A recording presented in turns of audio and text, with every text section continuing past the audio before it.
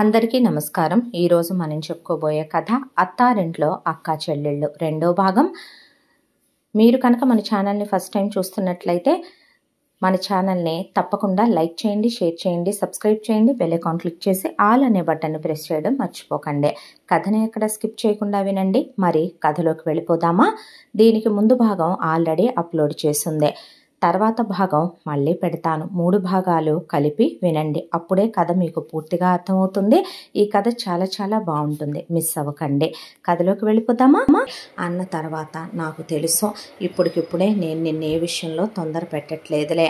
ప్రేమ నీదే కాదు, ప్రేమ నాది కూడా. పెళ్ళైన తర్వాత నువ్వు నా మొగుడివి కదా, ఇంతకు ముందంటే బావవే, నిన్ను నేను ప్రేమించుకోవచ్చుగా అని చెప్పి ఆ తర్వాత గౌతమ్ని చేపట్టుకొని రా, అందరితో పాటు కలిసి కింద టిఫిన్ తిందామని తీసుకురావటం, అందరితో కలిసి పిక్నిక్కి వెళ్దామని, అందరితో కలిసి షాపింగ్కి వెళ్దామని, సినిమాకి వెళ్దామని, డిన్నర్కి వెళ్దామని, రాత్రి కలిసి భోజనం చేయటం, పూజలో కూర్చోబెట్టడం. గౌతమ్ ఆ అమ్మాయిని దూరంగా పెట్టినా సరే ఆ అమ్మాయి మాత్రం చాలా ప్రేమగా, బావా నీకోసం ఈ బట్టలు తీసా, లే నేను నీకు ఈ షూస్ వేస్తా. గౌతమ్కి జ్వరం వస్తే నిద్రాహారాలు మాని పక్కనే ఉండి చూసుకోవటం. గౌతమ్ ప్రతి విషయం మహిమే పట్టించుకొని చూసుకునేదే. ఆ తర్వాత ఇలా రోజులు గడిచిపోతూ గౌతమ్ పెళ్ళై కూడా ఫస్ట్ యానివర్సరీ ఇంకో 4 రోజుల్లో దగ్గరకు రాబోతోంది. సిద్ధార్థ్ ఒక రోజున గౌతమ్ చేపట్టుకొని పక్కకు తీసుకెళ్ళి భరిస్తున్నారు కదా అని మనం ఏది తెగేదాకా లాగకూడదురా. నీకో విషయం చెప్పనా తమ్ముడు, నేను దేన్నైతే మనం అవతల వాళ్ళు సహిస్తున్నారు, భరిస్తున్నారు అనే వాళ్ళ ఓర్పుకి మనం ఎప్పుడైతే కనుక పరీక్షను పెడతామో ఒక రోజుకి వాళ్ళల్లో ఆ సహనం, ఓర్పు చచ్చిపోద్దే. ఈరోజు ఆ అమ్మాయికి నీ మీద ఎక్స్పెక్టేషన్స్ ఉన్నాయి, నువ్వు మారుతావనే నమ్మకం ఉందే. నువ్వు మారాలి. గడిచిపోయిన గతంలోనే ఉంటూ నీ వర్తమానాన్ని, భవిష్యత్తుని చికటమయం చేసుకోవద్దని నేను ఎప్పుడూ చెప్పాను నీకు. తను నువ్వు అవునన్నా కాదన్నా నీ భార్య, మంచి పిల్ల. తనేం తప్పు చేసింది చెప్పు? చిన్నప్పటి నుంచి మన కళ్ళ ముందు పుట్టి పెరిగిన పిల్ల. నువ్వే ప్రాణం అనుకుంటుందే. అమ్మ అడిగిందని, నాన్న చెప్పారని, నేను అన్నాననే, వాళ్ళ అక్కయ్య అన్నదనే నిన్ను ఇష్టపడి మరీ పెళ్లి చేసుకుందే. అలాంటి పిల్లకి నువ్వు లైఫ్లో హ్యాపీనెస్ ఇచ్చి కళ్ళల్లో కన్నీరు రాకుండా ఎప్పుడూ నవ్వుతూ తిరిగేలా చూసుకోవాలి తప్ప జరిగిపోయిన నీ గతాన్ని నువ్వు తలుచుకొని నీ లైఫ్ స్పాయిల్ చేసుకుంటూ తన లైఫ్ స్పాయిల్ చేయకూడదు కదో అన్న తర్వాత గౌతమ్ ఆలోచించాడు. తప్పనిపించింది, మహిమను బాధ పెట్టకూడదు అనిపించింది. ఫస్ట్ యానివర్సరీ చాలా గ్రాండ్గా అయిపోయాక హనీమూన్కి టికెట్లు బుక్ చేసుకొని మహిమను తీసుకెళ్ళాడు. ఆ తర్వాత భార్యకి సారీ చెప్పాడు. ఎందుకు బావా అని గౌతమ్ని కౌగిలించుకొని ఐ లవ్ యూ అని చెప్పి ఏడిసిందే. ఆ అమ్మాయికి ఐ లవ్ యూ టూ అని చెప్పి ఇంటిమేట్ అయ్యారు, క్లోజ్ అయ్యారు. అన్నయ్య వాళ్ళ పిల్లలు పుట్టాక మనం పిల్లల్ని కందామంటే ఇప్పుడు నేను అడిగాను మరి నిన్ను అన్న తర్వాత హనీమూన్కి వెళ్ళి తిరిగి వచ్చారు. తమ్ముడు, మరదలు సంతోషంగా ఉన్నారని సిద్ధార్థ, చెల్లెల భర్త ఆనందంగా ఉన్నారని మమత, చిన్న కొడుకు కోళ్ళలో ఆనందంగా ఉన్నారని ప్రసాద్, వసుంధర సంతోషపడ్డారు. ఆ తర్వాత సిద్ధార్థకు పెళ్ళై కూడా అప్పటికి 3 ఏళ్ళు. ఇక పిల్లల్ని ప్లాన్ చేసుకుందాం అనుకొని వాడే బర్త్ కంట్రోల్స్ అన్నీ ఆపేశారు. డాక్టర్ దగ్గరికి వెళ్ళి కనుక్కుంటే డాక్టరు ఇక ప్లాన్ చేసుకుంటున్నాము అంటే ఆవిడ దానికి తగిన మెడిసిన్స్ అవి హెల్దీగా ఉండటానికి విటమిన్స్ అవి రాసిచ్చింది. ఆ తర్వాత ఒక 3 నెలలకే మమత కళ్ళు తిరిగి పడిపోయింది. చూపిస్తే డాక్టరు కన్సీవ్ అయిందని చెప్తే వీళ్ళ ఆనందానికి అవధులు లేవు. ఆ తర్వాత ఎటు పుట్టింటి వాళ్ళు లేరు కాబట్టి పెద్ద మేనగోడలకి పుట్టింటి సీమంతం ఇంట్లో చేసి అత్తింటి సీమంతం చాలా గ్రాండ్గా అమ్మాయికి 7వ నెల వచ్చిన తర్వాత చేయాలి అనే దాంతో 5వ నెల సీమంతం బాగా చేశారు గ్రాండ్గా. కాకపోతే అత్తింటి సీమంతాన్ని ఇంకా గ్రాండ్గా చేయాలనుకునే సిద్ధార్థ ఒకవైపున అన్నీ ప్లాన్ చేసుకుంటున్నాడు. మమతతో ఎక్కువ టైం స్పెండ్ చేయటం, మమతను ఏం తింటావక్క అని మహిమ అడగటం, అవి ఇవి వండి పెట్టడం, అక్క కాలు కింద పెట్టకుండా చూసుకోవటం, మావగారు అవని ఇవని కోడల కోసం తెచ్చివ్వటం, ఈ బుక్స్ చదువమ్మా, ఆ బుక్స్ చదువు, మంచి పిల్లలు పుడతారని వసుంధర ఒకవైపున చెప్పటం, ఆ అమ్మాయి హెల్దీగా మంచిగా డెలివరీ మంచి బేబీని కనాలని ఆవిడ పూజలు పునస్కారాలు చేయించడం, ఒకవైపున ప్రసాదం అన్నదానాలు, ఆ తర్వాత గుళ్ళో దేవుడికి అర్చనలు చేయించడం, సిద్ధార్థ భార్య కోసం అని చెప్పి ఎక్కడెక్కడి నుంచో ఫారిన్ నుంచే ఆ అమ్మాయి కోసం అని చెప్పి ఆ మందులు ఈ మందులు చాక్లెట్స్, ఆ అమ్మాయి క్రేవింగ్ అంటే నైట్ 1 గంటకి 2ంటికి కూడా గౌతమ్ బయటికి వెళ్ళి ఏమన్నా అడిగితే తెచ్చిపెట్టడం, బేబీ కోసం వాళ్ళంతా 1000 కళ్ళతో ఎదురు చూస్తున్నారు. ఇలా కొన్ని రోజులు గడిచిపోయిన తర్వాత మమతకి అప్పుడే 6వ నెల ఎండింగ్కి వచ్చింది. ఇంకొద్ది రోజుల్లో 7వ నెల రాబోతోంది. దాంతో ఒక రోజున ప్రసాద్కి ఆయనకి ప్రతి నెల కూడా వేరే చోట వర్క్ ఉందని చెప్పి ఆయన 3 రోజులు వేరే పని మీద వెళ్ళి వస్తూ ఉంటాడు. అలా వెళ్ళొచ్చిన ఆయన టైర్డ్గా ఉందని చెప్పి ఆ రోజున ఆయన ఇంట్లోనే ఉన్నాడు. ఉన్న సిద్ధార్థకి గౌతమ్కి ఆఫీసులో మీటింగ్ ఉందని ప్రసాద్ని వెంట పెట్టుకొని వెళ్ళారు. వెళ్ళిన తర్వాత ఇక ఒకవైపును చూస్తేనేమో మహిమని తీసుకొని వసుంధర గుడికి వెళ్ళింది. 6వ నెల కూడా వెళ్ళిపోతుందమ్మా, నువ్వు గుడికి వద్దులేవే, ఇంట్లో ఉండి విశ్రాంతి తీసుకోమని పనమ్మాయికి అప్పచెప్పి మరీ వెళ్ళారు. వసుంధర మహిమ వెళ్ళాక ప్రవచనాలు చెప్తుంటే వింటూ కూర్చొని, పెద్ద పిల్లకి తొందరగా డెలివరీ అవ్వాలి, దేవుడి దయ వల్ల మగపిల్లాడు పుట్టాలి, అది చల్లగా ఉండాలి, పుట్టే పిల్లాడికి మీ నాన్న పేరు పెట్టుకోవాలమ్మా, అది ఇది అని వసుంధర చెప్తూ కూర్చుంది. ఆ తర్వాత బయట నుంచి వస్తూనే గౌతమ్ సిద్ధార్థ ప్రసాద్ కలిసి అవి ఇవి తీసుకొని ఇంటికి వచ్చారు. వచ్చేసరికి ఇంట్లో మనుషులు కనపడలేదు. కనపడకపోతే పని వాళ్ళంతా కూడాను వాళ్ళు 5 అయిపోతే సర్వెంట్ క్వార్టర్స్కి వెళ్ళిపోతారు, అవసరమని పిలిస్తేనే వస్తారు. వంట ఆవిడ మాత్రం ఎప్పుడు కిచెన్లోనే ఉంటుంది, ఆవిడ అసలు బయటికి రాదు. ఆ తర్వాత ఇక ఏంటా ఇంట్లో మనుషులు లేరని లైట్లు ఆఫ్ చేస్తున్నాయని లైట్లు వేసి ప్రసాద్ సిద్ధార్థ్ గౌతమ్ కలిసి అలా పైకి వెళుతూ ఉండగా ఫస్ట్ ఫ్లోర్లో ఏవో శబ్దాలు వినపడుతున్నాయి. శబ్దాలు వినపడుతుంటే సిద్ధార్థ్ బెడ్రూమ్ డోరు తెరిచేపాటికే కొంచెం చూడలేని పొజిషన్లోనే మమత వేరే ఒక అతనితో కనిపించింది.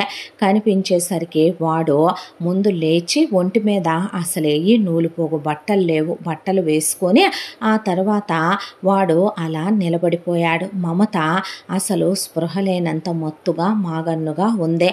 ఆమె మీద అలా దుప్పటి కప్పేశాడు. లోపలికి వెళ్ళే మామగారు కప్పిన తర్వాత వాడిని బయటికి లాక్కొచ్చే కుక్కను కొట్టినట్టు కొడుతూ ఉండగా వసుంధర మహిమ బయట నుంచి వచ్చి, ఎవడరా నువ్వు, ఏంటిదంతా, ఏం జరిగిందని సిద్ధార్థ్ అడుగుతూ ఉండగా మమత మెల్లగా మత్తులో నుంచి లేచిందే.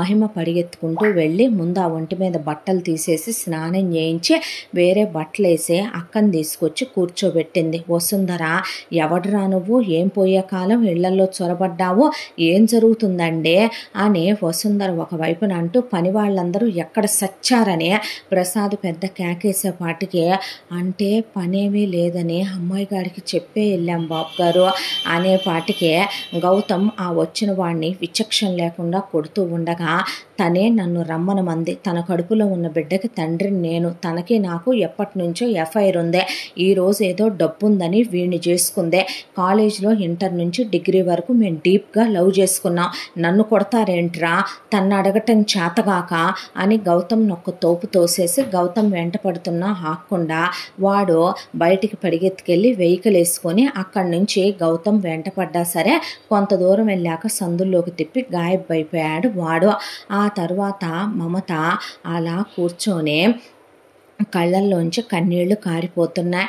నేనే తప్పు చేయలేదు అత్తయ్య అంటే, ఊరుకోవే, ఏం మాటలవే, బాగానే ఉంది, పిచ్చి మాటలు నువ్వును అనేసరికి, అక్క ఏంటిదంతా అనేసరికి గౌతమ్ తిరిగి వచ్చి ఆడ ఎస్కేప్ అయిపోయాడు డాడీ అని చెప్పాడు ప్రసాద్కి. చెప్పిన తర్వాత సిద్ధార్థ్ లోపలికి వెళ్ళి సూట్ కేసు సర్ది తీసుకొచ్చి విసిరేశాడు మమత కాళ్ళ ముందు. విసిరేసి, ఏంటిది అందే, నువ్వు తప్పుడు పని చేసిన, తప్పు చేసిన దానివే, నీలాంటి వాళ్ళని నేను ఇంట్లో ఉండనివ్వను, ఎలా ఉండనిస్తాననుకుంటున్నావు, ఆ కడుపులో బిడ్డ నాది కాదని తెలిసిన తర్వాత కూడా నీకేం తక్కువ చేశానే నేను, నీకు రాత్రి సుఖాన్ని ఇవ్వటం లేదా, పగటి సుఖాలకి ఏమన్నా తక్కువైందని కాలు జారావా, వాడితో కడుపు తెచ్చుకున్నావా, ఎంత తప్పు చేశావా అని సిద్ధార్థ్ అడుగుతుంటే, పెద్దోడా అని ప్రసాద్ చెయ్యెత్తితే, ఆగండి డాడీ, మీరే ఈ సిచ్యువేషన్లో మీ పెళ్ళాన్ని చూస్తే కాపురం చేస్తారా? కాపురం చేస్తానో చేయనా అని కాదురా పశువ, విచక్షణ జ్ఞానం లేకుండా ఏంట్రా అది? మంచి చెడు మనం ఆలోచించుకోవద్దా? అది మన కళ్ళ ముందు పుట్టిన పిల్లరా, తప్పు ఎలా చేసుద్దే? పెద్దోడా, తప్పుగా అంటున్నావయ్యా, నేను ఆ ఇంట్లో పుట్టిన ఆడపడుచును కాదా? మా వంశాలకు అలవాటు లేదు పెద్దోడా, నువ్వు మాట్లాడొద్దమ్మా. నీకో విషయం చెప్పమంటావా? అది ఏ తప్పు చెయ్యకపోతేనే నా బెడ్రూమ్లో నా బెడ్ మీదకి వేరే మగాడు అంత ధైర్యంగా వచ్చి దీంతో అంత ధైర్యంగా కులికి వెళ్తున్నాడంటావా అమ్మ బయటికి అనేపాటికే, బావా అంది మహిమ. నోరు మొయ్ అన్నాడు సిద్ధార్థ. అన్నా, నువ్వు చాలా తప్పుగా మాట్లాడుతున్నావు. తప్పు చెయ్యాలంటే మనతోనే చెయ్యాలి కదరా, ఎవరితోనూ ఎందుకు చేసుద్ది? ఎందుకంటే ఆ రోజు మనమేమే వీళ్ళని పెళ్లి చేసుకోవాలి అనుకోలేదు కాబట్టి. ఆ తర్వాత డబ్బున్న నేను నచ్చాను, నా డబ్బులు నచ్చాయి, వాడు నచ్చలేదు, వాడిచ్చే సుఖం నచ్చింది, నేను ఇచ్చే సుఖం నచ్చలేదు కాబట్టి అనేసరికి, ఏం మాట్లాడుతున్నావు నువ్వు? అసలు నువ్వేనా ఇవన్నీ మాట్లాడుతుంది? దెయ్యం పట్టిందా, పిచ్చి పట్టిందా? నన్ను అనుమానిస్తున్నావా? నా మీద నీకు అనుమానమా? నిజం చెప్పు. నా కలలో అయినా నిన్ను తప్ప వేరే వాళ్ళని నేను తలుచుకొని ఎరుగుదునా? నా చిటికెన వేలు గూరైనా వేరే వాళ్ళు తాకెరుగుదురా?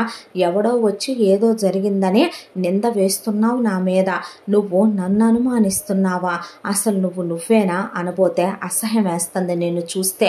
ముందు నడవ్వే ఇంట్లో నుంచి బయటకు అనేసరికి, శభాష్, నిజంగా మమ్మల్ని పెంచినందుకు, అమ్మా నాన్న లేని దిక్కు మొక్కు లేని వాళ్ళమైనందుకు అత్తయ్య అడుగుతేమో ఏదో ఒకరోజు మాకు దయాభిక్షతో పెంచాననే మాట అనుకున్నాను.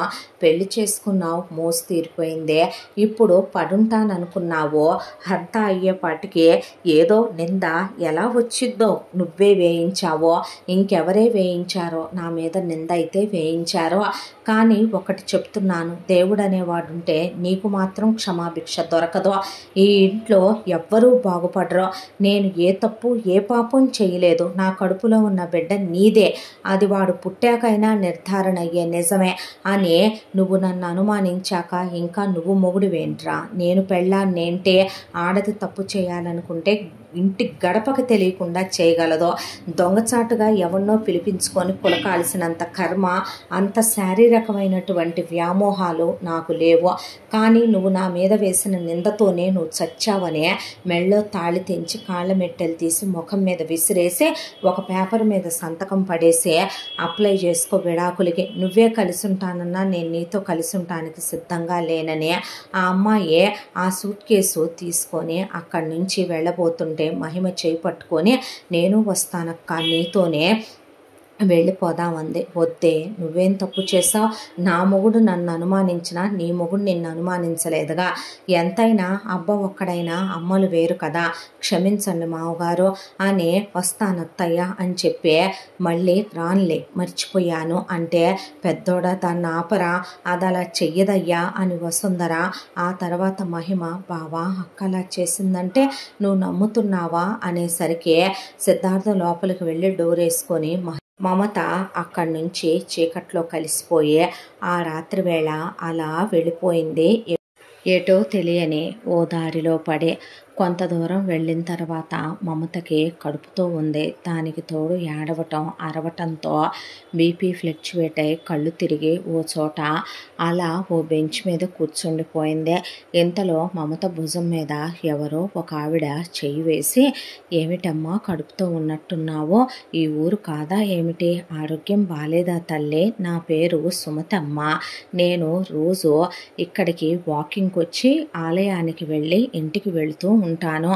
నాకు దారిలో నువ్వు కనిపించావు, ఇందాక నుంచి తోలుతూ నడుస్తున్నావు, ఏమైందమ్మా అని అడిగేసరికి, మాది ఈ ఊరేనండి, అనుకొని కష్టం వచ్చింది, నాకెవరూ లేరు, అనాథనే, నాకు ఈ మధ్య ఆరోగ్యం బాగోట్లేదు, అందులో ఈరోజు అస్సలు బాగలేదు అని మమత అనవసరమైన విషయాలు చెప్పకుండా ఇక తన ఒంట్లో బాలేదన్నంత వరకు చెప్పింది. అవునా అమ్మ, ఈ పక్కనే మా ఇల్లుంది, రా వెళదామని ఆవిడ చేయి పట్టుకొని తీసుకెళ్తే, పెద్ద ఇల్లేమీ కాదులేమ్మా, చిన్నదే, మాది ఇది ఎప్పుడో ఆయన నేను ఉన్నప్పుడు కట్టించుకున్నటువంటి ఇల్లమ్మ. ఇక్కడ నేను ఒక్కదాన్నే ఉంటాను. మా పిల్లలందరూ ఫారెన్లో సెటిల్ అయిపోయారు. డబ్బులకి ఏమైంది, దిట్టంగానే పంపిస్తారు. అవి పెట్టి నేను పేదవాళ్ళకి సాయం చేయడం, దేవుడికి పూజా పునస్కారం చేసుకుంటూ ఈ ఇంట్లో పడి ఉంటున్నాను. నీకు తగ్గేంత వరకు, నీ డెలివరీ అయ్యేంత వరకు, నువ్వు నార్మల్ అయ్యేంత వరకు నాతోనే ఉండు తల్లి. నీలాంటి కడుపుతో ఉన్న వాళ్ళకి సేవ చేస్తే ఎంతో పుణ్యం అంటారమ్మా అనేసరికి, మీ రుణం నేను తీర్చుకోలేను.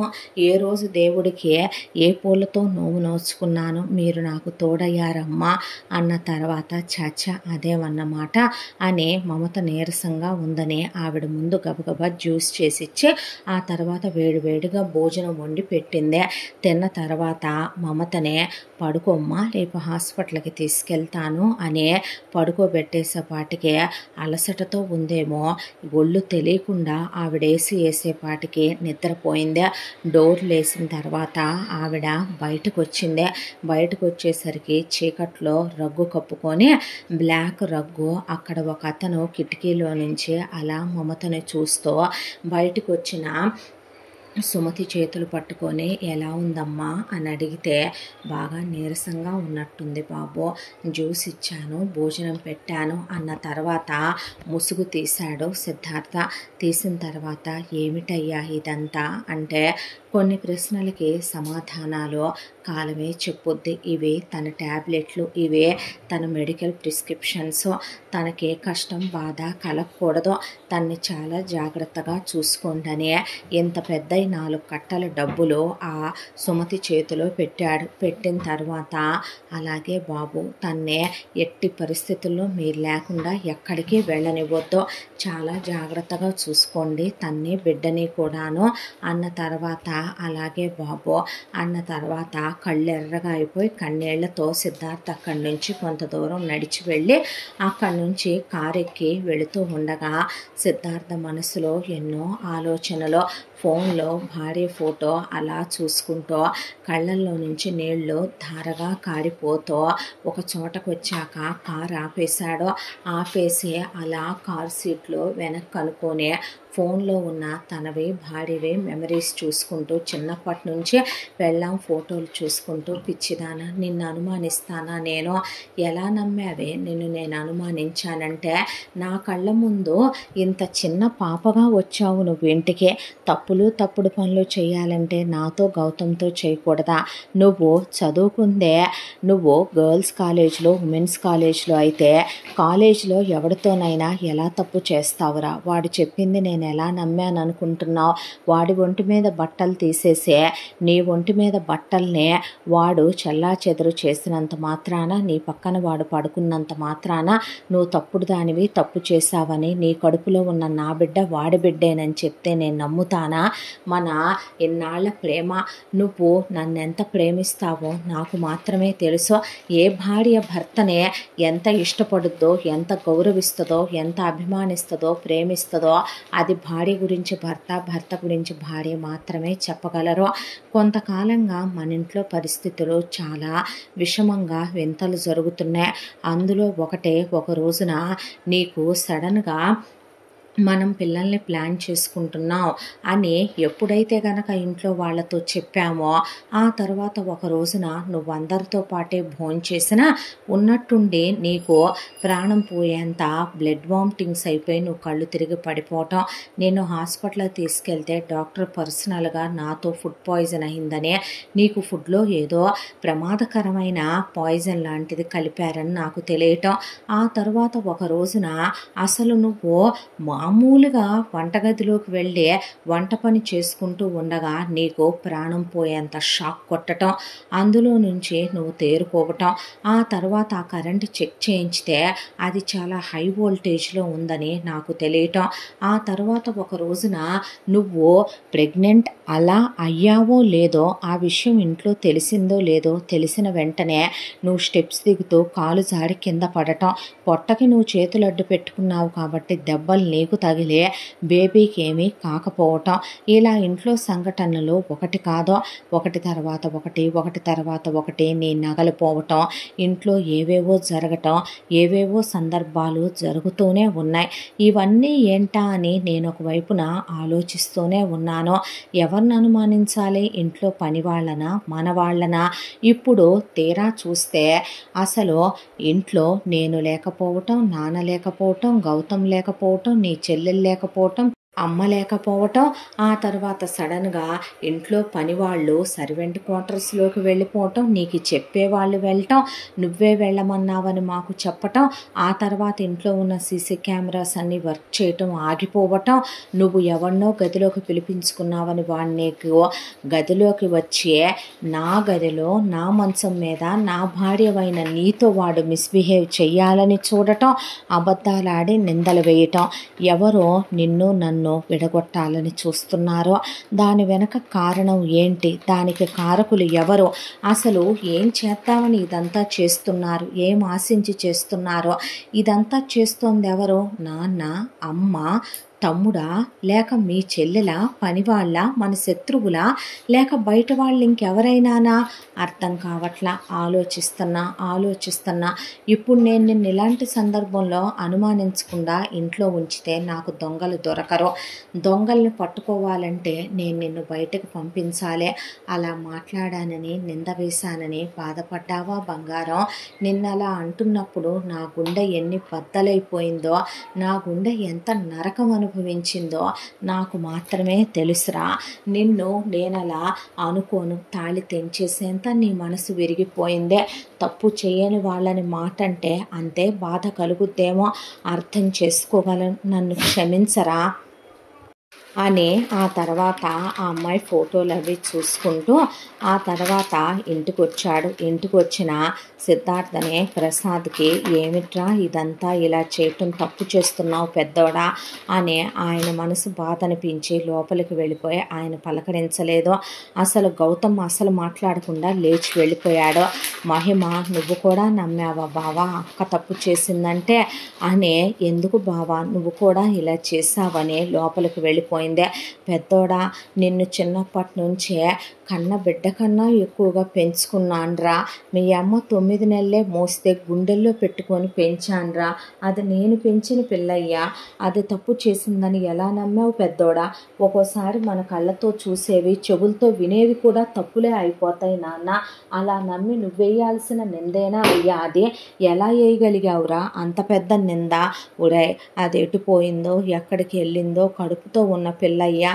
అలా కడుపుతో ఉన్న ఆడదాని ఉసురు పోసుకుంటే ఈ ఇంటికే మంచిది కాదయ్యా. ఎక్కడుందో వెతుక్కొని తీసుకొద్దాం పద నాన్న అన్నా. ప్లీజ్ నాకెవరు ఏమీ చెప్పొద్దు అని సిద్ధార్థ్ లోపలికి వెళ్ళి డోర్ వేసేసుకున్నాడు. ఎక్కడ వాళ్ళు అక్కడ మౌనంలోకి వెళ్ళిపోయారు.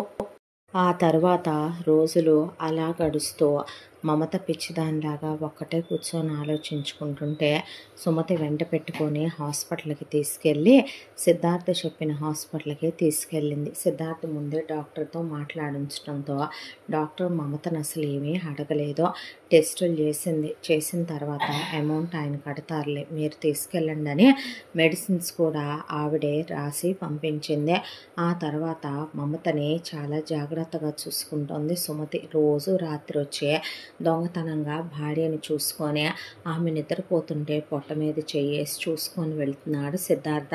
ఆ తర్వాత ఒకరోజు మమతకి ఇచ్చిన డేట్ కన్నా ముందే నొప్పులు వచ్చేసరికి వెంటనే ముందు సుమతి సిద్ధార్థకి ఫోన్ చేస్తే హాస్పిటల్ నుంచి అంబులెన్స్ వచ్చి మమతను ఎక్కించుకొని తీసుకెళ్లారు. తీసుకెళ్ళిన తర్వాత మమతకి డెలివరీ అయింది, బాబు పుట్టాడు. ఆ తర్వాత మమత స్పృహలో లేనప్పుడే వెళ్ళి ఆమె తల మీద చెయ్యేసి నిమిరి ముద్దు పెట్టుకొని, నన్ను క్షమించు నాన్న, మీ అమ్మ పక్కనే ఉండాలి నేను, మీ అమ్మని నిన్ను కంటికి రెప్పలా చూసుకోవాల్సిన నీ తండ్రినిరా నేను, ఇలా దొంగచాటుగా వచ్చి నిన్ను మీ అమ్మని చూసుకోవాల్సి వస్తుందని బాబుని ముద్దులు పెట్టుకొని తన స్పృహలోకి వస్తుంది. రండి మీరు అని చెప్పి వెళ్ళబోతుంటే బాబు వేలు పట్టుకున్నాడు. మమత సిద్ధార్థ్ రాలేదని, కనీసం తనెక్కడుందో కూడా పట్టించుకోలేదనే దిగులతో వెక్కిళ్ళు పెట్టి ఏడ్చింది. మీ నాన్న మొన్న మర్చిపోయాడ్రా అనే. సిద్ధార్థ అదంతా వింటూ దుఃఖం అక్కడి నుంచి వెళ్ళిపోయాడు. ఆ తర్వాత రోజులు ఇలా గడుస్తూ ఉండగా సిద్ధార్థ అసలు ఇదంతా ఎవరు చేశారు, ఎందుకు చేశారు అనే ఆలోచనలో ఆల్రెడీ పరిస్థితి ఏదైనా విషమిస్తే మమతకు కానీ తనకు కానీ ఏదైనా ప్రమాదం సంభవిస్తే ఉంటారని ఒక 10 మంది బ్లాక్ క్యాట్స్ని మనుషుల్ని మాట్లాడి తన కింద వర్క్ చేసే విధంగా, దాంతోపాటు ఒక 10 మంది వస్తాదుల్ని, ఒక 20 మందిని రెడీ చేసి పెట్టుకున్నాడు.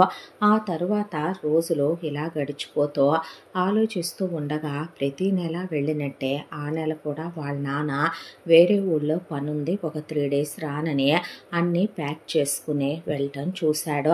ప్రసాద్కి తెలియకుండా ఫాలో అవుతూ వేరే కారులో మాస్క్ పెట్టుకొని, గ్లాసెస్ పెట్టుకొని, క్యాప్ పెట్టుకొని తన ఆహార్యాన్ని మార్చుకొని ఫాలో అవుతూ వెళ్ళాడు సిద్ధార్థ. వెళితే ప్రసాదు వెళ్ళినటువంటి ఊర్లో అసలు వాళ్ళకి ఏ వ్యాపారాలు లేవో, ఏం జరుగుతుందా అనేది సిద్ధార్థకు అర్థం కాక అలా వెళ్ళి ప్రసాద్ బెల్లి కొట్టగానే ఒక ఆవిడ వచ్చి తలుపు తెరిచిందే. తలుపు తెరిచేసరికి ఆవిడ వైపు చూసి యశోధర అంటే రండి అని ఆవిడ చాలా సంతోషంగా ఆయన చేయి పట్టుకొని ఆయనకి దిష్టి తీసేసి మరీ లోపలికి తీసుకెళ్ళింది. ఆ తర్వాత వెళ్ళి సిద్ధార్థ్ కిటికీలో నుంచి చూస్తూ ఉంటే డాడీ వచ్చారా అనే అక్కడ ఒక అమ్మాయి పరిగెత్తుకుంటూ వస్తే, వచ్చానమ్మా వైష్ణవి, ఎలా ఉన్నావు, అల్లుడు గారు ఎలా ఉన్నారు అంటే, ఆయన రాలేదులే నాన్న, జగన్ యుఎస్లోనే ఉన్నాడు, నేనే వచ్చాను, మీరు ఎలా ఉన్నారు, మిమ్మల్ని చూడాలని మనసు ఆగలేదు, మీకోసం అవి ఇవి తెచ్చానని అమ్మాయి అంటాం, నీకోసం అవి ఇవి తెచ్చానమ్మా అంటాం, వాళ్ళు చాలా ప్రేమగా ఉంటాం, ఆ అమ్మాయిని ప్రేమగా దగ్గరికి తీసుకోవటం, వాళ్ళ ముగ్గురు కలిసి భోజనం చేయటం, ఆ తర్వాత ఆవిడతో ఈయన బెడ్రూమ్లోకి వెళ్ళటం, ఆ అమ్మాయి హస్బెండ్తో ఫోన్లో మాట్లాడుకోవటం, ఆ తర్వాత అందరూ కలిసి రెస్టారెంట్కి వెళ్ళటం, గుడికి వెళ్ళటం, ఇలా వాళ్ళ నాన్న వాళ్ళతో షాపింగులు చేయించడం, చుట్టుపక్కల మొత్తం ఎంక్వైరీ చేస్తే ప్రసాదరావు గారి భార్య యశోధర గారని, వాళ్ళకి ఒక్కగానొక్క అమ్మాయి వైష్ణవి అని, ఆ అమ్మాయి యుఎస్లో ఉంటుందని అంతవరకు తెలిసి ఆ డ్యూప్లెక్స్ వెళ్ళ వాళ్ళ నాన్నదేనని, యశోధర నిలయం అని దాని మీద పేరు కూడా రాయించుంది. అంటే తండ్రికి ఇక్కడ మరొక ఫ్యామిలీ ఉంది. నిజం చెప్పాలంటే ఆ దేవుడి తర్వాత దేవుడంతగా తన తండ్రినే నమ్మున్నాడు. తన తండ్రికి ఇంట్లో ఉన్న పోయిన అమ్మ ఒక పెళ్ళాం, ఇంట్లో ఉన్న అమ్మ మరో పెళ్ళాం వసుంధర, ఇక్కడ ఇంకో పెళ్ళాం, నాన్న కూడా ఇలా చిలకొట్టుళ్ళు, నాన్న కూడా ఇలా పక్కదారిలో, నాన్న కూడా ఇలా దిగజారిపోయిన పనులు చేస్తాడా, మై డాడీస్ మై హీరో అని రోల్ మోడల్ అని అందరికీ చెప్పుకుంటూ తిరుగుతున్నాడు తను. అలాంటిది ఏం పనులు ఇవనే విక్క చచ్చిపోయాడు ఒక్కసారిగా సిద్ధార్థ.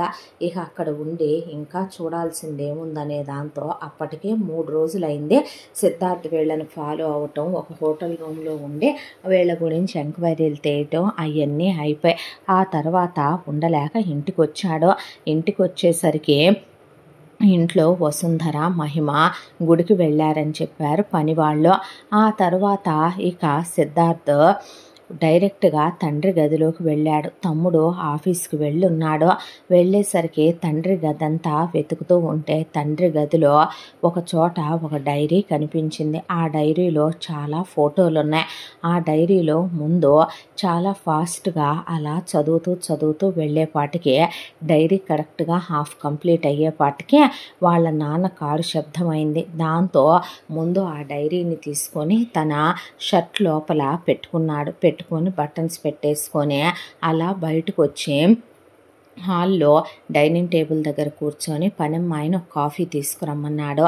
ఏంట్రా ఇంట్లోనే ఉన్నావు అని అడిగాడు ప్రసాద్ సిద్ధార్థని. హెడేక్గా ఉంటే ట్యాబ్లెట్ తీసుకో, నెగ్లెక్ట్ చేయకో, తగ్గపోతే డాక్టర్ అపాయింట్మెంట్ తీసుకో వెళ్దామంటే కామన్ హెడేక్ వెళ్ళే డాడీ అన్న తర్వాత బయటికి వెళ్ళిన గౌతమ్ వచ్చాడు.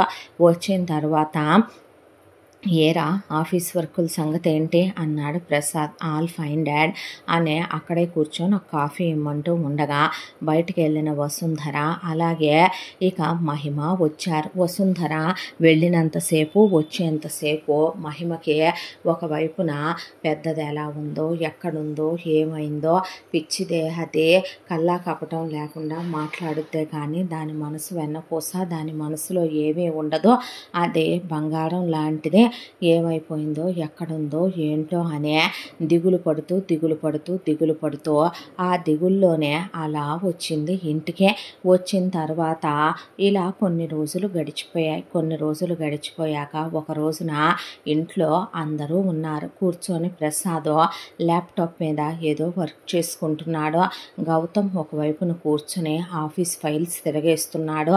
ఇక స్నానానికి వెళుతున్నానని మహిమ తన బెడ్రూమ్లోకి వెళ్ళిపోయింది. సిద్ధార్థ్ బయటికి వెళ్ళబోతుంటే చేయి పట్టుకుంది గట్టిగా వసుంధర. పెద్దోడా ఇట్రా అయ్యా అనే, నీకు ఇష్టమని ఇదిగో నాన్న పరమాన్నం చేశాను తిందుగానరా అనే పరమాన్నం ఒక కప్పులో పెట్టి అక్కడ పెట్టి తినమని తనే తినిపిస్తూ కూర్చొని పెద్దోడా పెద్దది ఎలాంటిదో ఏంటో నాకన్నా ఎక్కువ నీకే తెలుసుగా, ఇష్టపడ్డావు. ఎంత చుట్టుపక్కల వాళ్ళు చెప్పినా ఒక భార్య గురించి భర్తకి, భర్త గురించి భార్యకి తెలిసినంత ఎవ్వరికీ తెలియదు నాన్న. అలాంటిదే నీకు కొడుకు పుడితే ఈ పాటికే 1 రోజుల వయసున్నుంటుంది. కూతురైతే పుట్టే టైం కూడా అయ్యింది నాన్న.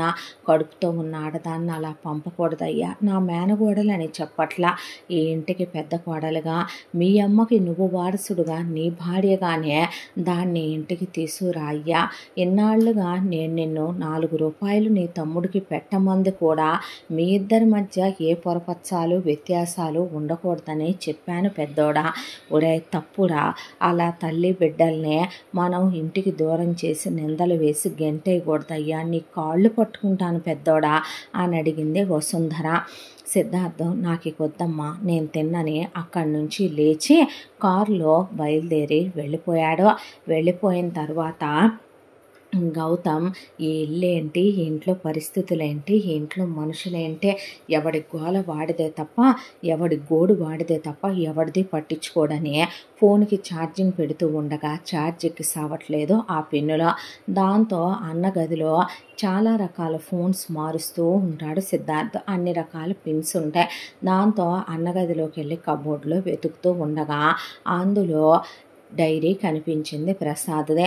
ఆ డైరీ మొత్తం కూడా చదవలేదు గౌతమ్. బరాబరా తిప్పి 4 పేజీలు చదివాడు అంతే.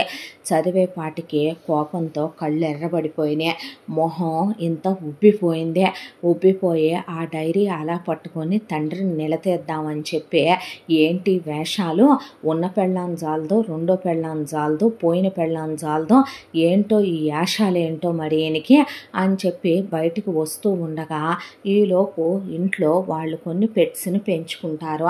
మమతకి పెట్స్ అంటే చాలా ఇష్టమని కుక్క పిల్లలు అసలు ఇంట్లో వేరుగా తిరగవు, ఆ ఇంట్లోనే తిరుగుతూ ఉంటాయి. అయితే అక్కడే ఉన్న ఒక బుజ్జి కుక్క పిల్ల అక్కడ సిద్ధార్థకు అప్పుడు దాకా కూర్చొని వసుంధర తినిపించినటువంటి పాయసాన్ని తిని నోట్లోంచి బ్లడ్ వామిటింగ్స్ అయిపోతున్నాయి దానికి. పైగా అక్కడ ఉన్న పరమాన్నం రంగు మారింది గిన్నెలోదే. అంతే, గౌతమ్కి కోపం కట్టలు తెంచుకుందే. ముందు పని వాళ్ళని ఒక్క కేకేసే ఆ పప్పిని అక్కడి నుంచి హాస్పిటల్కి తీసుకెళ్ళమని తల్లిని ఒక్క కేకేశాడు. ఏమైంది చిన్నోడా అని వచ్చేపాటికి తల్లిని కూడా చూసుకోకుండా లాగి చెంప మీద పట్ట ఆపకుండా ముడి ఊడిపోయిందాకా కొడితే కింద పడిపోయింది. వసుంధర ఏమైందిరా, మనిషివా పశువా, తల్లిని పట్టుకొని ఆ కొట్టడం ఏంటనే పాటికి తండ్రి షర్టు పట్టుకొని ఈ ఇంట్లో ఎవడి నాటకాలు వాళ్ళు వేస్తున్నారా ఏంటొక్కొక్కళ్ళు అనేపాటికి ఏమైంది బావా అనుకుంటూ స్నానం చేసినటువంటి మహిమ అలా తలకి టవల్ చుట్టుకొని అరుపులు కేకలకి నైటీ తగిలించుకొని పరిగెత్తుకుంటూ వచ్చింది అమ్మాయే. వచ్చేసరికి ఏమవ్వటం ఏంటే అని ఆ డైరీ పట్టుకొని తండ్రి మొహానికి వేసి కొట్టేపాటికి ఆ డైరీలో ఉన్న ఫోటోలన్నీ చల్లా చెదురుగా పడే, పోయిన గాయత్రి చాలదో, ఉన్న వసుంధర చాలదో, నీకు మళ్ళీ ఇంకో సెటప్, ఆ సెటప్కి ఇంకో కూతురు. ఏంటిది మెయిల్ ప్రాస్టిట్యూషన్ చేస్తున్నావా? నువ్వేమైనా నాకు అర్థం కావట్లేదో ఆకాశం నుంచి దిగొచ్చాననుకుంటున్నావా? ఆడవాళ్ళందరినూ సుఖపెడుతూ పిల్లల్ని ప్రసాదించుకుంటూ వెళ్ళటానికి ఎంతమంది కావాలయ్యా నీకు? ఆస్తి కోసం ఒకళ్ళు, పిల్లల్ని కంటానికి ఒకళ్ళు, సుఖాన్ని ఇవ్వటానికి ఒకళ్ళు, ఎంతమందిని కంటావు నువ్వు? ఎంతమంది కావాలి నీకు? మనిషివా పశువా నువ్వు? ఒకవైపున కొడుకు లైఫ్ తగలడిపోతుంది, బ్రేకప్ అని నేను పిచ్చ వెదవనవ్వబోయి బయటకు వచ్చాను. ఇవేమీ పట్టవు నీకు. నీ మరో పెళ్ళం, నీ మరో కూతురు హ్యాపీగా ఉన్నారా లేరా? ఎవరు చేశారు ఈ నాటకాలన్నీ? అసలు వదిన బయటికి వెళ్ళటానికి కారణం నువ్వా? ఎదవ డబ్బుల కోసం నీ మరో పెళ్ళానికి, మరో పెళ్ళాం కూతురికి పెట్టడానికి నువ్వేసావా డ్రామాలు అని నిన్ను అడుగుదామనే రాబోయే లోపు, ఏమే నువ్వు కన్న తల్లివేనా? అమాయకంగా ఉంటావు, నోట్లో వేలు పెడితే కొరకలేనట్టుంటావు, పిచ్చిదానిలాగా ఉంటావు. నువ్వు చేయాల్సిన పనులేనా? బయటికి వెళ్ళబోతున్న అన్నని చేయి పట్టుకొని ఆపావు. రా పెద్దోడా, నీకిష్టం పరమాన్నం పెడతానని కూర్చోబెట్టి నీ చేత్తో కొసరు పెట్టావు. ఏం కలిపావే? ఏ కాలపూట విషయాన్ని కలిపావు? అది రంగు మారిపోయింది, తినంగానే కుక్కపిల్ల బ్లడ్ వామిటింగ్స్ చేసుకుందే. అసలు అన్నయ్య పరిస్థితి ఏమైందే? ఉసే, నీ కడుపున నేనెలా చెడపుట్టానే? ఏ రోజు నేను వాడి ఆస్తి కోసమని ఒక్కరోజు నేను ఎదురు చూసింది లేదు, రూపాయి కావాలనుకుంది లేదు, ఎప్పుడు నేను ఆస్తి కోసం ఆశపడింది లేదో, నేను వాడికన్నా అధికుణ్ణి కావాలనుకుంది లేదో, ఆఫీస్ మీద పెత్తనం కావాలనుకుంది లేదో. ఓ అందుకేనా చిన్నప్పటి నుంచి పెద్దోడా చిన్నోడికి ఆస్తి పెట్టు, పెద్దోడా చిన్నోడికి ఆస్తి పెట్టు అంటే ఈ మహానుభావుడేమో డబ్బుల కోసం ఒకళ్ళనే, పిల్లల్ని కంటానికి నిన్ను, లవ్ చేయటానికి ఇంకొక ఆవిడ్ని తగులుకుంటాడు ఈయన. నువ్వేమో సెకండ్ హ్యాండ్ గాడైనా, ఓ పెళ్ళాం చచ్చినా, విడో ఫెలో అయినా, ఒక పిల్లాడికి తండ్రి అయినా డబ్బుల కోసం చేసుకున్నావు అనమాట. పైగా నన్ను కన్నావన్నమాట. కానీ నువ్వు ఆ డబ్బుల్లో వాడెటు నాకు వాటా పెట్టడేమో అని చెప్పి వాడిని వాడి పెళ్ళాన్ని విడగొట్టేసి నువ్వే మమతని బయటికి పోయేలా వాడి నోటితోనే అనిపించి నువ్వు పత్తిత్తులాగా ఉంటూ నాటకాలు వేస్తూ గుళ్ళు గోపురాలను తిరుగుతూ డ్రామాలు ప్లే చేస్తూ ఇవాళ చివరికి వాడికి విషమే పెట్టి పైకి పంపుదాం అనుకున్నావన్నమాట అని వసుంధర గొంతు పట్టేసుకున్నాడు. ఇక గౌతమ్ పట్టుకునేసరికి మరొక వైపున సిద్ధార్థ్ బయటికి వెళ్ళిన వాడికి కొంత దూరం వెళ్ళేసరికి కళ్ళు తిరుగుతున్నాయి, బ్లడ్ నోట్లో నుంచి అలా పడిపోతుంది, కళ్ళు బైర్లు కమ్ముతున్నాయి. ఈలోపు సుమతి ఫోన్ చేసి, బాబు కొంతమంది మనుషులు వచ్చారయ్యా, ఇంటి మీదకి వచ్చే అమ్మాయిని బిడ్డనే ముందు బయటికి పంపమని గొడవ చేశారు బాబు. దాంతో వెనకమాల డోర్ తీసి నేను మమతనే బాబుని పంపించేశాను. రోడ్డు మీద పడి పరిగెత్తుతుందయ్యా, నా తల పగలగొట్టేశారు బాబు, నేను హాస్పిటల్కి వెళుతున్నాను, ఇంతకన్నా ఏం చెప్పలేను, నన్ను క్షమించయ్యా, నీ భార్య బిడ్డల్ని కాపాడలేకపోయానని సుమతి ఫోన్ పెట్టేసింది. సిద్ధార్థ్ వెంటనే తను మాట్లాడించుకున్నటువంటి మనుషులు 20 మంది ఉంటే వాళ్ళకి ఫోన్ చేసి, మేడంకి బాబుకి ఏం కాకూడదు, ఈ రోడ్డు మీద పడి పరిగెత్తుతుందంట పిచ్చిదానిలాగా, నా బిడ్డకు కానీ నా భార్యకి కానీ ఏమైనా అయితే మీరు ప్రాణాలతో ఉండర్రా, తనకేమీ కాకూడదు, తనని కాపాడండి ముందు అని చెప్తే, అలాగే సార్ అని వాళ్ళు ఇమీడియట్గా వెహికల్స్ తీసుకొని ఆల్రెడీ మమత చేతిలో ఉన్నటువంటి ఫోన్లో ట్రాకర్ పెట్టాడు సిద్ధార్థ్. అది పట్టుకొని వాళ్ళు మమతను కాపాడటానికి, బాబును కాపాడటానికి వెళ్ళిపోయారు. సిద్ధార్థ్ కారు డ్రైవ్ చేయలేకపోతున్నాడు. ఇక్కడ నుంచి దరిదాపుల్లో హాస్పిటల్ ఏమీ లేదు. ఇక వెళితే వెనక్కి తిరిగి ఇంటికే వెళ్ళాలి.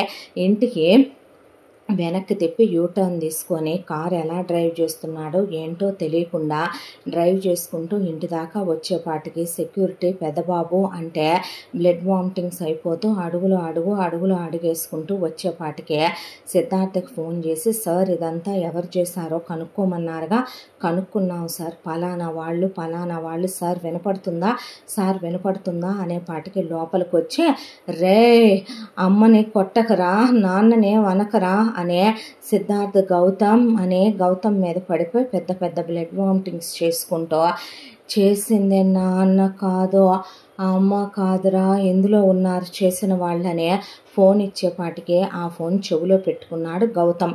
పెట్టుకునేపాటికి, సార్ మేము చెప్పేది వినపడుతుందా, మీరు కనుక్కోమన్నారు కదా సార్ ఎవరు చేశారని మొత్తం ఎంక్వైరీ తీసాం సార్, ఇదంతా చేసిందే దీనికంతటికీ కారణం మీ మరదలు మహిమేనండి, మమతగాడి చెల్లెలు మహిమేనండి, మీ తమ్ముడు భార్య మహిమేనండి, వినపడుతోందా అని వాళ్ళు అనేసరికి చేతిలో ఫోన్ వదిలేశాడు గౌతమ్.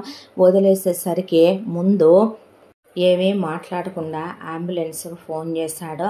అంబులెన్స్కి ఫోన్ చేసి ఆ ఫోన్ వచ్చిన వాళ్ళ నెంబర్కి ఫోన్ చేసి, మీరు ఆవిడ్ని బాబుని పలానా హాస్పిటల్కి తీసుకురండి అని చెప్పాడు. చెప్పిన తర్వాత అక్కడే ఉన్న పెళ్ళాన్ని లాగి పెట్టి కొడితే వెళ్ళి కింద పడిందే. జుట్టు పట్టుకొని ఈడ్చుకెళ్ళి ఒక రూమ్లో పడేశాడు. రూమ్లో పడేసేపాటికే, ఏమైంది బావా, నీకేమైనా పిచ్చి పట్టిందా, నన్ను కొడతావేంటి, నన్ను రూమ్లో పడేస్తావేంటి అనేపాటికే ఆ రూము డోర్ లాక్ చేసేసి ఆ తాళాలు తన జేబులో వేసుకొని, పనివాళ్ళుగా మిమ్మల్ని నమ్మి దీన్ని అప్పచెప్పి వెళుతున్నాను, సీసీ కెమెరా ఆపరేటర్ని పిలిచి మొత్తం ఆన్లోనే ఉండాలిరా కెమెరాలు ఇక్కడి నుంచే, అది కానీ గదిలో నుంచి బయటికి వచ్చిందో మీలో ఒక్కళ్ళు కూడా ప్రాణాలతో ఉండరు, లేచి ముందు బయలుదేరండి ఇద్దరు, చూసుకుంది చాలు ఒకళ్ళు ముఖాలు ఒకళ్ళు అన్నాడు. అమ్మా నాన్ననే నలిగిపోయిన షర్టుతో చెదిరిపోయిన జుట్టుతో ఆయన ముడంతా ఊడిపోయి బుగ్గలన్నీ వాసిపోయి వాతలు తేలిపోయే కొడుకుతో బెల్ట్ కోటింగ్ కొడితేనే వసుంధర ఇక పరిగెత్తుకుంటా అంబులెన్స్ వచ్చి ముందు సిద్ధార్థని ఎక్కించి అదే అంబులెన్స్లో గౌతమ్ ఎక్కేసే కారులో ప్రసాద్ వసుంధర బయలుదేరి హాస్పిటల్ దగ్గరికి వెళ్ళారు. వెళ్ళేసరికి సిద్ధార్థ్ చాలా క్రిటికల్ కండిషన్లో ఉన్నాడని, చాలా పవర్ఫుల్ పాయిజన్ ఇచ్చారని, ఆ పాయిజన్ అతనికి ముందు ఇమీడియట్గా మనం యాంటీవెనమ్ ఇవ్వాలి దానికని చెప్పి వాళ్ళు లోపల ఐసీయూలోకి తీసుకెళ్ళిపోయారు. ఆ తర్వాత అక్కడికి మమత బాబుని తీసుకొని వచ్చింది. వచ్చేసరికి వసుంధర బాబుని చేతిలోకి తీసుకొని మమత తల మీద చెయ్యేసి నిమిరే, మమతకు కూడా బాగా దెబ్బలు తగిలినాయి. అంతకుముందు మమత వెనక పడ్డోళ్ళు రాళ్ళు వేసి కొట్టి మమత తలకి మెండరాలకి గాయాలు తగిలితే ముందు ఫస్ట్ ఎయిడ్ చేయించాడు గౌతమ్. చేయించిన తర్వాత ప్రసాద్ కూర్చుండిపోయాడు. వసుంధర బాబుని ఎత్తుకొని ప్రసాద్ చేతిలో పెట్టింది. ఆ తర్వాత ఇక మమతకి ఇదంతా చేసిందే మహిమేనని, ఎందుకు చేసిందో ఇలా అర్థం కావట్లేదని గౌతమ్ కూర్చుండిపోతే సుమతి అక్కడికి వచ్చింది తల కట్టుకొని. చూడమ్మా మమత, నిజం చెప్పాలంటే నీ భర్తే ఇంతకాలంగా నిన్ను కంటికి రెప్పలా చూసుకున్నాడు, నిన్ను చూడటానికి ఖర్చులకు డబ్బులు ఇచ్చాడు. నీ భర్తే నువ్వు పురుడు పోసుకున్నప్పుడు వచ్చి నిన్ను బాబుని చూసుకొని వెళ్ళాడమ్మా. ఎంతకాలం బాబు ఇలా అంటే వచ్చినప్పుడల్లా కన్నీళ్లు పెట్టుకొని వెళ్ళేవాడు. ప్రతిరోజు రాత్రే నువ్వు ఇంట్లో నుంచి వచ్చేసిన రోజు నుంచి ఈ రోజు దాకా నిన్ను చూసెళ్ళాడమ్మా. ఆ బాబు నిన్ను అనుమానించలేదు తల్లే అని చెప్పింది సుమతే. చెప్పిన తర్వాత సిద్ధార్థ్ స్పృహలోకి వచ్చాడని డాక్టర్లు చెప్పారు. చెప్పిన తర్వాత సిద్ధార్థ్ రూమ్లోకి అందరూ పరిగెత్తుకుంటూ వెళ్తే, బాబు నువ్వు సేఫే కదా అని అడిగాడు మమతనే. సిద్ధార్థ్ కాళ్ళ మీద పడి వెక్కి ఏడ్చింది. తప్పు చేశాను బావా, క్షమించు అని అడిగింది. పిచ్చిదానా, నువ్వేంటనేది నాకు తెలియదు అనుకుంటున్నావా ఏంటే, నువ్వు నాకు క్షమాపణ చెప్పేది అంటే అన్న తర్వాత సిద్ధార్థనే వాళ్ళు ఆ తర్వాత నెక్స్ట్ డేకి డిశ్చార్జ్ చేశారు. డిశ్చార్జ్ చేసిన తర్వాత విత్ సుమతితో సహా పంచాయతీ ఇంటి దగ్గరికి వెళ్ళింది. పంచాయతీ ఇంటి దగ్గరికి వెళ్ళిన తర్వాత సిద్ధార్థ్ కూర్చున్నాడు. లోపల నుంచి కాళ్ళు చేతులు కట్టేసి మహిమను తీసుకొచ్చి అక్కడ పడేసి చుట్టూ వాళ్ళు పెట్టిన మనుషులు నుంచున్నారు ఆయుధాలు తీసుకొని. జరిగింది మీరు చెప్తారా నాన్న, నేను చెప్పనా అన్నాడు సిద్ధార్థ. ఎందుకురా, నేను చేసింది నేనే చెప్తాను, మీరెవరూ చెప్పాల్సిన అవసరం లేదు. నేను నిజం చెప్పాలంటే తప్పుడు పనులు ఎప్పుడు అప్పుడు ఇప్పుడు ఏ రోజు చేయలేదు నాన్న, నాకు అలాంటి చేసే అలవాటు కూడా లేదు అన్న తర్వాత మరి ఆ డైరీ అన్నాడు గౌతమ్. డైరీ మొత్తం చదివావురా అసలు నువ్వు అన్నాడు సిద్ధార్థ్. లేదన్నా, ఓ 4 పేజెస్ చదివాను. ఆ 4 పేజెస్ చదివే నువ్వు అందులో ఉన్నదేంటో తెలుసుకోకుండా తప్పు నాన్న చేశాడని నాన్న షర్ట్ కాలర్ పట్టుకొని నాన్నని దులిపేసే అంతా అడిగేశావురా, ఇంత మూర్ఖుడిగా తయారయ్యావేంట్రా నువ్వు అన్నాడు సిద్ధార్థ్ గౌతమ్ని. పర్వాలేదులేరా, నేను కన్నందుకు వాడు నన్ను ప్రశ్నించేంత ఎదిగాడో, కానీ నేనే తప్పు చేయలేదని చెప్పుకోవాల్సిందైతే నేనే కదా. నిజానికి మా అమ్మ నాన్నలకి నేను పుట్టిన ఒక్కగానొక్క కొడుకునే. చిన్నప్పటి నుంచి వాళ్ళకి కులపిచ్చి ఎక్కువ. వాళ్ళ కులంలోనే వాళ్ళు పడి చావాలి అనుకునే మనుషులు. ఆ తర్వాత నేను ఇంటర్ అయిపోయింది, డిగ్రీ సిటీ కాలేజీకి వెళ్ళటం మొదలుపెట్టాను. అలా కాలేజీకి వెళ్ళిన నాకు యశోధర పరిచయం అయిందే. యశోధర నేను ఒకళ్ళని విడిచి ఒకళ్ళని ఉండలేనంతగా ప్రేమించుకున్నాం. ఆ తర్వాత మా డిగ్రీ అయిపోయింది, పీజీ అయిపోయింది. పీజీ అయిపోయిన తర్వాత ఫైనల్ ఎగ్జామ్స్ రాసి వస్తూ ఉండగా అనుకోకుండా సినిమాకి వెళ్ళాం. గాలి వర్షం తుఫాను ఒక చోట ఆగాల్సి వచ్చింది. ఎవరో ఒకళ్ళు మేము బయటికి వెళుతున్నాం బాబు, కాసేపు ఉండాలనుకుంటే వర్షం తగ్గిందాకా ఉండి తాళం వేసేసి బయట ఉన్న బడ్డీ కొట్లో ఇచ్చేసి వెళ్ళండి అన్నారు.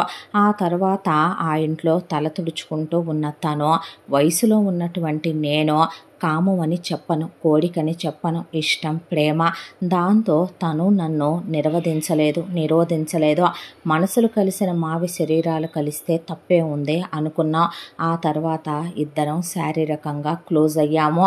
క్లోజ్ అయిన కొద్ది రోజులకే నేను చాలా పెద్ద పోస్ట్కి జాబ్కి రాసుకున్నాను, గవర్నమెంట్ ఉద్యోగానికి. మా నాన్న కోచింగులకి డబ్బులు కట్టడు, స్వశక్తితో పైకి రావాలంటాడు.